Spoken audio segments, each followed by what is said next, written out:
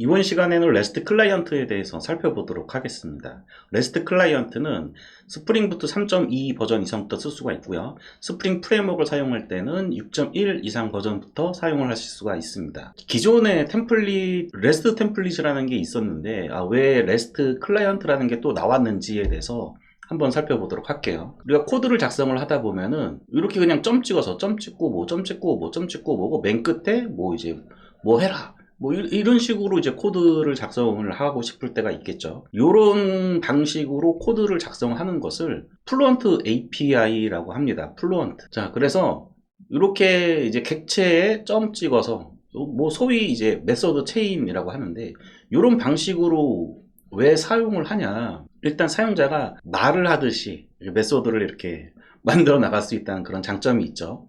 요거 한번 볼까요? 요거는 이제 주크 소스인데요. JOOQ, 쿼리 DSL 비슷한 건데, 여기 이렇게 문법이 뭐냐면은 select from author, where, 이렇게 있죠. 사람이 딱 보기, 이거는 쿼리하고 거의 똑같죠. 거의 동일하다고 봐야 되겠죠. 이런 식으로 사람이 이해하기 쉬운 형태, 그 다음에 어떤 내가 구현하고자 하는 도메인을 잘 표현할 수 있는 메소드를 이렇게 체인 형식으로 점점점 찍어가면서 이런 방식으로 코딩하는 거를 플루언트 API라고 하고, 실제로 이 플루언트 API에 관심이 있으신 분들은 요 마틴 파울러라는 분이 쓴 이제 DSL이라는 책이 있거든요. 도메인 스페시픽 랭귀지. 요 책을 좀 보셔도 도움이 많이 되실 겁니다. 어쨌든 기존의 REST 템플릿에서는 이렇게 사용했죠. post for object. 그러니까 URL이랑 그 다음에 그 URL에 필요한 파라미터, 리턴 타입의 클래스, 이렇게 그냥 실행을 하죠. 실행을 하니까 말 그대로 템플릿 패턴에 의해서 내가 필요한 정보들을 파라미터로 넘겨주면은 얘 메소드 안쪽에서 알아서 미리 지정된 템플릿된 로직을 이렇게 흘려나가게 되는 거죠. 이게 이제 템플릿 패턴이라고도 하고, 그 템플릿 패턴을 이용해서 만들어진 게 REST 템플릿이기도 합니다. 자, 그런데 사람들이 이렇게 파라미터를 한 번에 넘겨주기보다는 이런 식으로 플루언트하게 작성하는 것을 이제 더 편하게 생각하기 때문에 아마 REST 클라이언트 API라는 것이 추가적으로 진행이 된 것 같습니다. 이 플루언트 API를 이제 구현하기 위해서 이제 메소드 체이닝이라고도 하는데, 요거는 또 디자인 패턴의 빌더 패턴하고 또 관련이 있습니다. 그래서 제 채널에도 이제 빌더와 롬복이라는 제목으로 영상이 하나 올라온 게 있으니까, 요거는 이제 빌더 패턴에 관련된 내용이긴 하지만은 메소드 체인을 구현하기 위한 그 원리 정도는 파악할 수 있는 영상이거든요. 그 영상을 추가적으로 참고하시는 것도 좋을 것 같습니다. 스프링에서는 4가지의 엔드포인트를 제공을 해주고 있어요. 첫 번째로는 방금 전에 이제 설명드린 REST 클라이언트, 그 다음에 지금까지 잘 사용해 왔던 REST 템플릿, 그 다음에 넘블럭킹을 지원하기 위해서 웹 클라이언트라는 것도 있습니다. 자, 이 3가지가 기본적으로 이제 지원이 되는 거고, 거기에 사용성을 더 편하게 하기 위해서 HTTP 인터페이스라는 것이 있는데, 이거는 이제 밑에 HTTP Exchange라는 어노테이션을 통해서 이 기능을 구현을 해주고 있고, 이 영상 마지막에 제가 실제 소스와 같이 설명을 드리도록 할게요. REST 클라이언트를 생성하기 위해서 어떤 일을 해야 되는지 한번 살펴보도록 하겠습니다. 이 방식이 이제 2가지 방법이 있는데요. create 메소드를 사용하는 방법, REST client.create 메소드를 사용하는 방법이 있고, 두 번째로는 빌더를 이용하는 방법이 있습니다. 제가 추천하는 거는 이제 빌더를 이용하는 방법이 좀 편할 것 같아요. 이 빈을 생성을 할 때 이렇게 파라미터에 REST 클라이언트 빌더를 이제 주입시키고, 그 빌더를 이용을 해서 옵션들이 굉장히 많죠.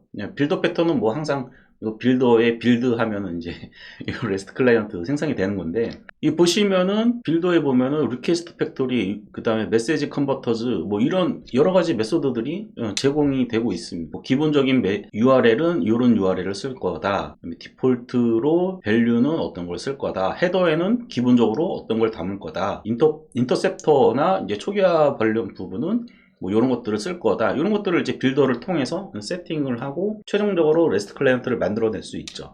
실질적으로는 뭐 그냥 빌더 뭐 이렇게 해도 만들어지겠죠. 이렇게 해도 만들어지겠지만은 우리가 필요로 하는 옵션들이 있을 겁니다. 그거를 빌더 패턴으로 REST 클라이언트를 만들고 걔를 빈으로 등록시키면 되겠습니다. 이 REST 클라이언트, 제가 뒤에도 설명을 드릴 거지만 REST 클라이언트를 꼭 미리 빈으로 만들어 놓을 필요는 없어요. 제가 만든 예제는 또 그렇게 안 돼 있으니까 그것도 보여드리도록 하겠습니다. 여기 보시면 이제 클라이언트 리퀘스트 팩토리라고 해가지고 자바에서는 HTTP로 이제 통신을 할 때 HTTP 클라이언트라는 것이 필요하는데, 요 HTTP 클라이언트는 말 그대로 인터페이스예요. 인터페이스이기 때문에 이제 구현체는 각각 따로따로 있는데, 이 구현체는 어디서 구현을 해주냐? WAS라고 하죠. 웹 애플리케이션 서버. 그러니까 톰캣, 제디 이런 거를 얘기하는데, 톰캣에서도 HTTP 클라이언트를 구현을 해놓고 있고, JDK에서도 11버전 이상에서 HTTP 클라이언트를 구현해 놓은 게 있습니다. 우리가 SA 프로젝트에서는 주로 JDK8을 사용을 했기 때문에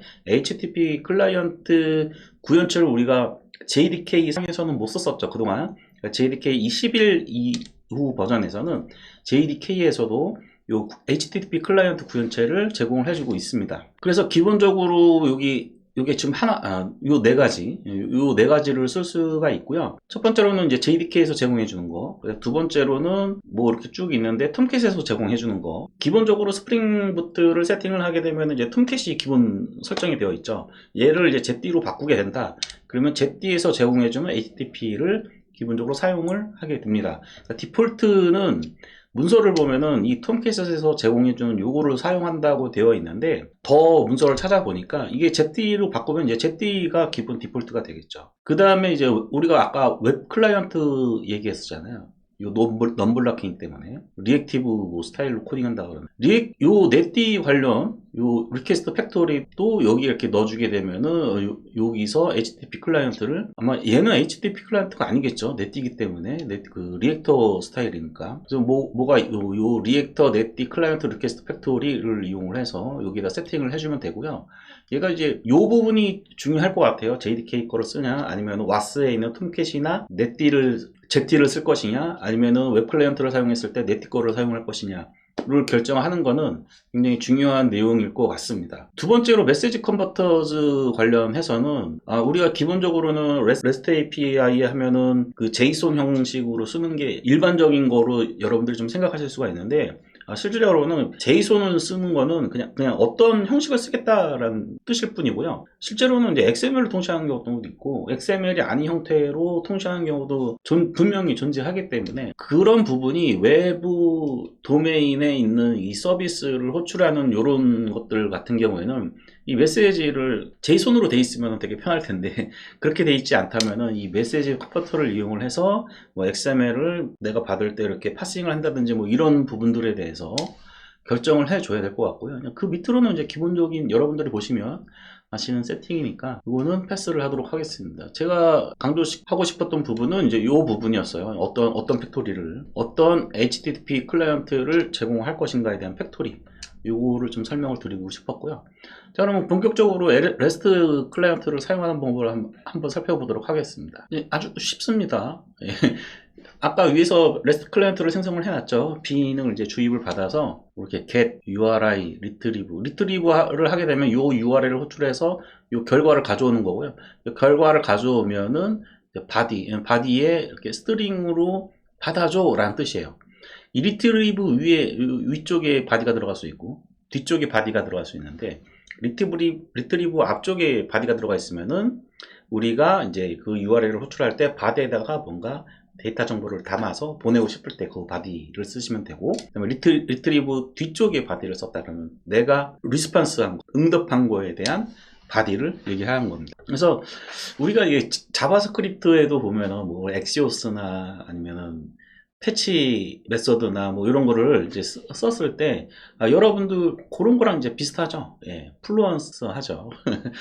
영어로 하니까 좀 별로 유창하진 않은데, 그래서 이제 헤더가 필요하면 여기에다 이제 헤더도 넣어줄 수 있고요. 관련 메소드들이 많이 있습니다. 그 다음에 get으로 쓸 때는 get, post, import, 뭐 put, delete, patch 뭐 등등등 여러 가지 지원을 해주고 있고, retrieve를 호출하면은 그 응답을 이제 뒤에 body 메소드를 이용해서 받아낼 수가 있습니다. 보이드 형태로는 이렇게 받아낼 수가 있고요. 응답할 때 이렇게 여기 지금 이거 조금 이따 설명드릴게요. 이걸 미리 보여드려야겠네.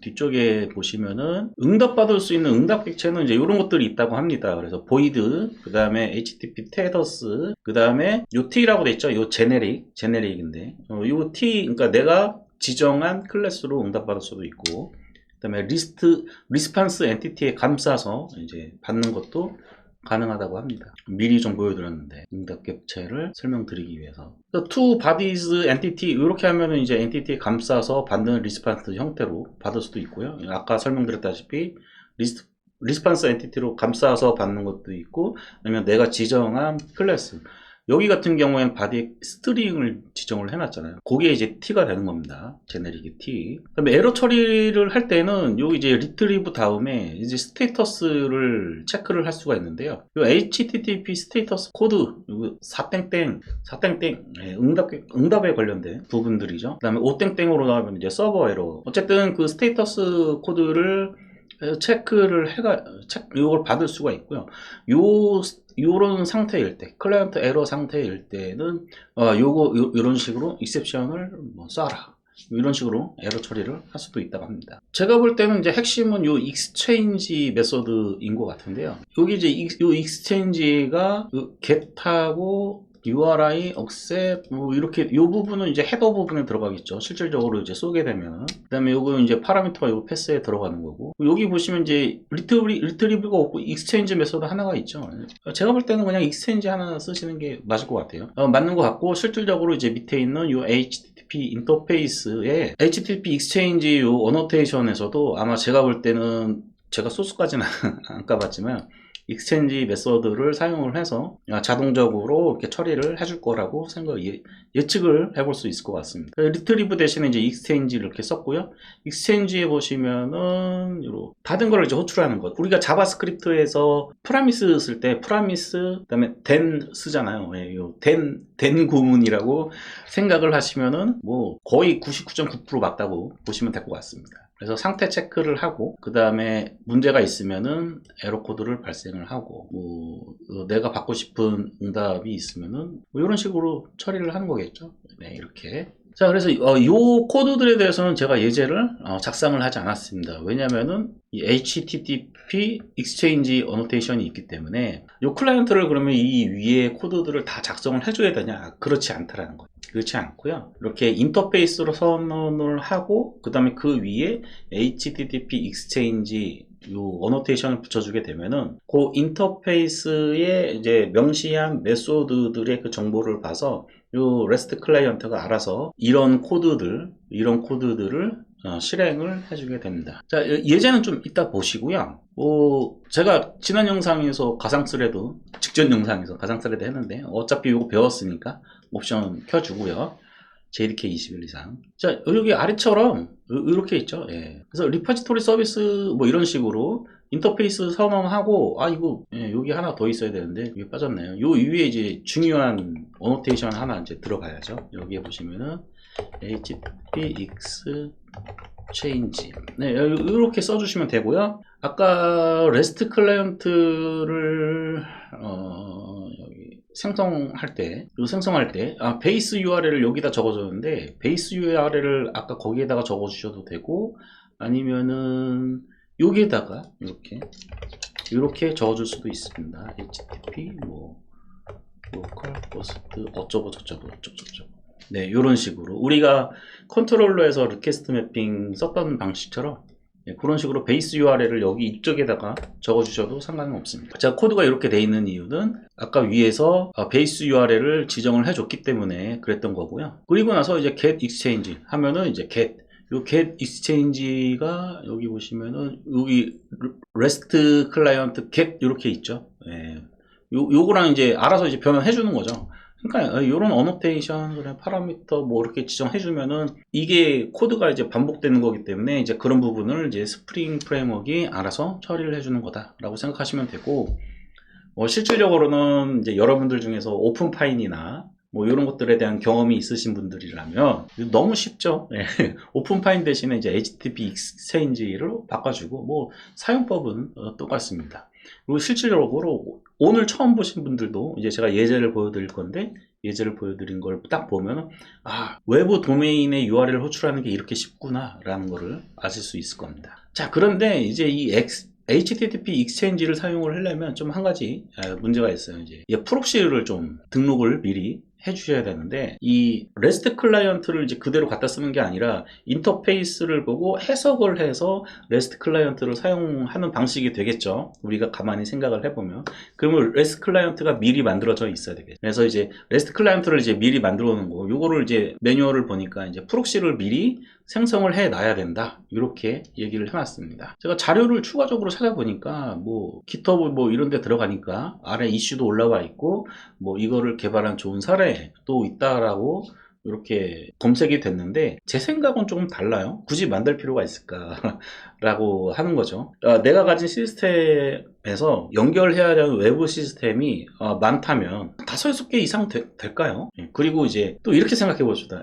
마이크로 서비스 아키텍처를 사용한다고 하더라도 내가 만든 마이크로 서비스 도메인에 대한 마이크로 서비스가 참조해야 되는 마이크로 서비스가 많이 있다면 제가 보기엔 한 10개 이상 20개 이상 이렇게 된다면 그 도메인이 좀 문제가 있는 거 아닐까요? 마이크로 서비스를 합쳐야 되지 않을까요? 예, 그런 부분 때문에 저는 굳이 이 프록시를 REST 클라이언트에 대한 프록시를 만들어주는 그런 코드 자동화 시켜주는 그런 코드를 우리가 작성할 필요가 있나 뭐 제공을 해줘도 저는 안 쓰고 느낌이 드는데요. 자, 요 코드는 그렇게 이제 REST 클라이언트 HTTP 익스체인지 어노테이션을 사용을 했을 때 REST 클라이언트 프록시를 생성하는 방법입니다. 코드는 똑같습니다. REST 클라이언트 이제 빌더를 주입받아서 이제 빌더를 이용을 해서 REST 클라이언트 만들고 그 다음에 이제 REST 클라이언트에 대한 어댑터 만들고 그 어댑터를 이용을 해서 이제 팩토리를 생성을 하고 이 팩토리를 이제 가지고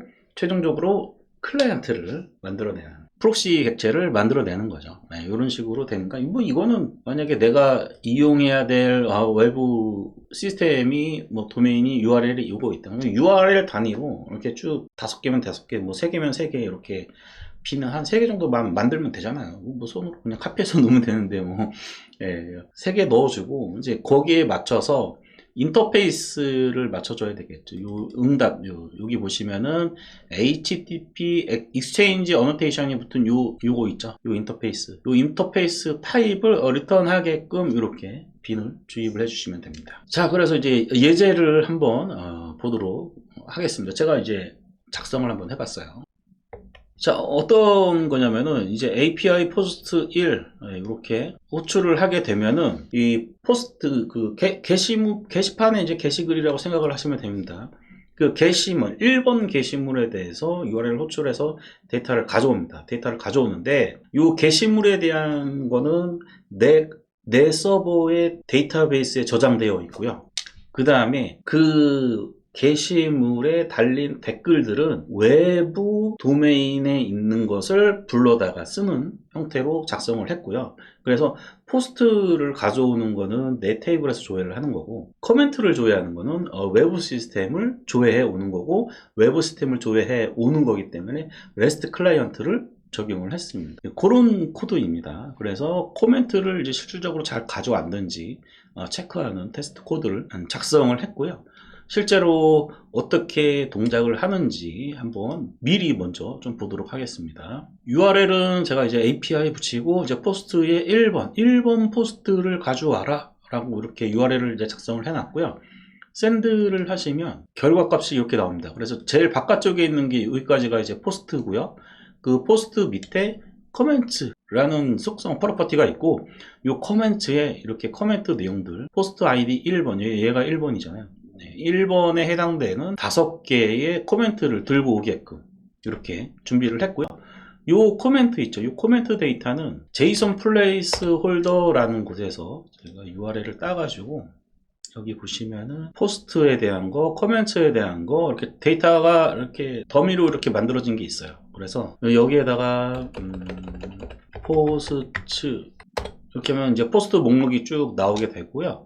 그리고 나서 그 포스트의 1번에 있는 커멘트 하면은 URL을 이런 식으로 만들면 됩니다. 이런 식으로 이제 만들어주게 되면은 1번 포스트에 있는 커멘트에 대한 결과를 리턴을 해주게 됩니다.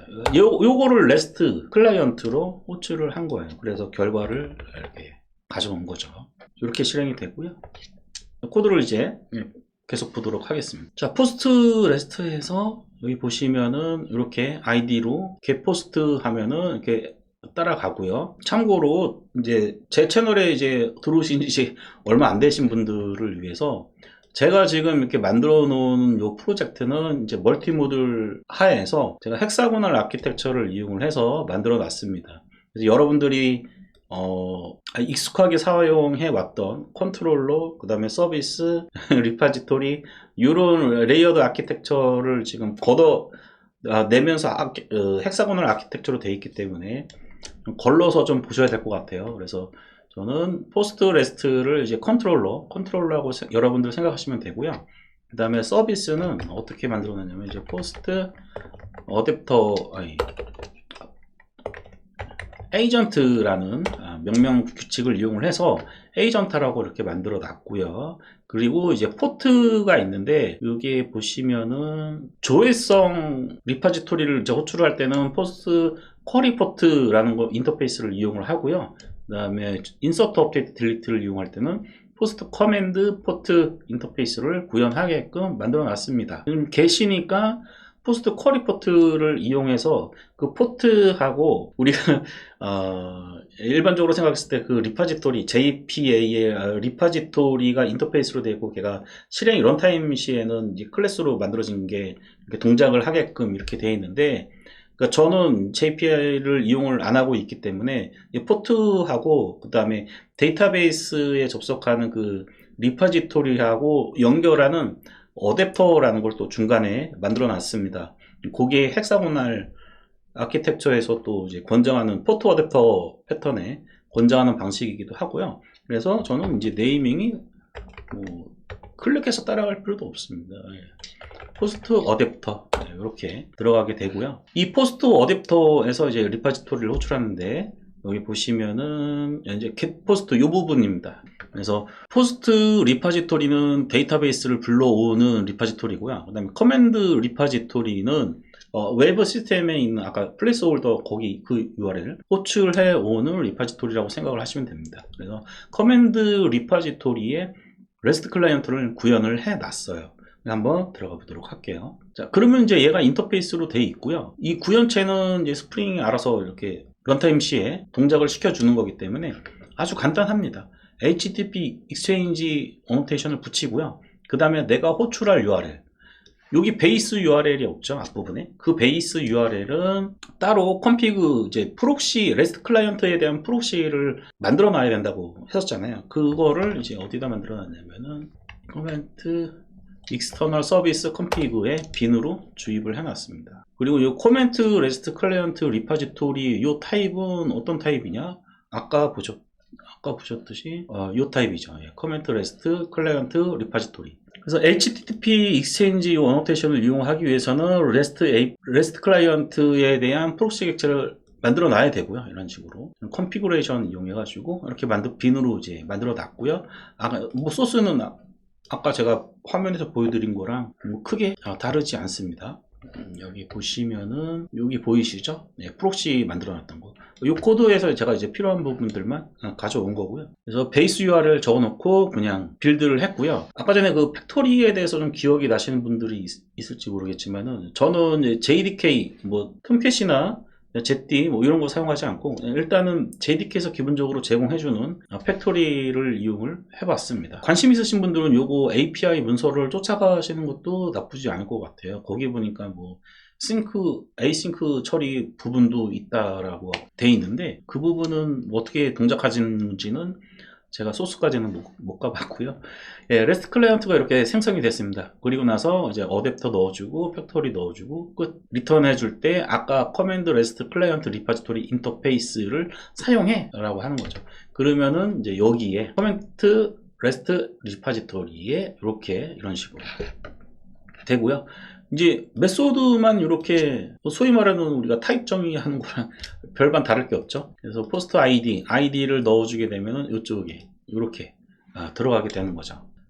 자, 어댑터를 보면 이 아이디는 이제 한 번에 받아서 여기 넘겨주고, 그 다음에 포스트에 대한 아이디 여기에 넘겨주고, 아까 URL이 스토리에서 보시면은 URL 1 이렇게 돼 있었죠. 그래서 포스트 1번 포스트에 대해서 호출을 해오고, 그런 다음에 그 아이디, 그 1번 요 패스에 대해서 코멘트를 외부에서 조회해서 가져온 다음에, 그런 다음에 합쳐라 라는 뜻이에요.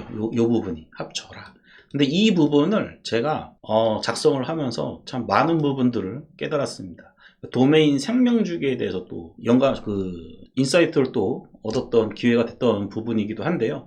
이 부분은 제가 도메인의 생명주기라고 하는 영상을 별도로 이제 제작할 예정이고, 어그리게이트, 팩토리를 어떻게 써야 되는지 이 부분을 조금 영상을 별도로 제작할 생각이고요. 여기 보시면은 얘가 리턴하는 거는 포스트거든요. 여기 포스트를 이제 한번 보도록 할게요. 포스트 제가 레코드로 이렇게 만들어 놨고요. 레코드에서 실제로 포스트 부분은 이 부분이고, 데이터베이스에서 조회하는 부분은 이 부분이고, 그 다음에 커멘트는 따로 가져와서 리스트로 이렇게 추가적으로 들어가는 정보잖아요. 근데 이런 부분들이 엔티티로 처리를 했을 때는 뭐 불변성 보장이라든지 뭐 이런 부분은, 그 다음에 뭐 조인 매니 투 원, 뭐 원 투 매니 뭐 이런 거를 사용했을 때 뭐 n+1 문제라든지 이런 여러가지 문제들을 발생을 시켰는데, 제가 이 포스트라는 도메인을 레코드로 처리를 하고, 이 포스트에 대한 어그리게이트로서 커멘트를 이렇게 넣는데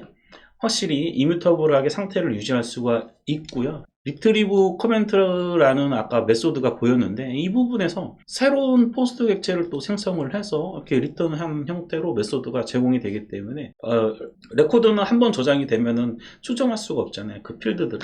근데 이런 식으로 새로 만들어주는 부분, 이 부분이 맞나라고 저는 생각을 해가지고 이제 다시 DDD 책을 또 도메인 생명주기 부분을 이렇게 보니까 이 부분이 맞습니다. 이 부분이 제가 힌트를 드리자면은 애그리게이트 재정의라는 방법이라고 합니다.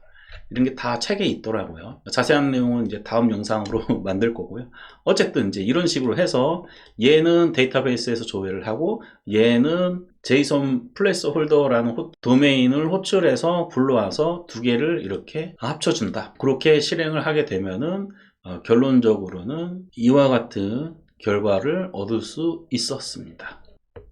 자, 그래서 이제 아까 전에도 좀 보여드리긴 했는데, 응답 객체는 이제 보이드, 뭐 HTTP 헤더, 리스판스 MTT에 감쌀 수도 있고, 뭐 이거는 이제 설명을 드렸는데, 그럼 사용할 수 있는 파라미터, 실질적으로 아까 전에 여기 있죠, HTTP 익스체인지에 메소드를 선언할 때 이 안쪽에 쓸 수 있는 파라미터들이 뭐가 있나?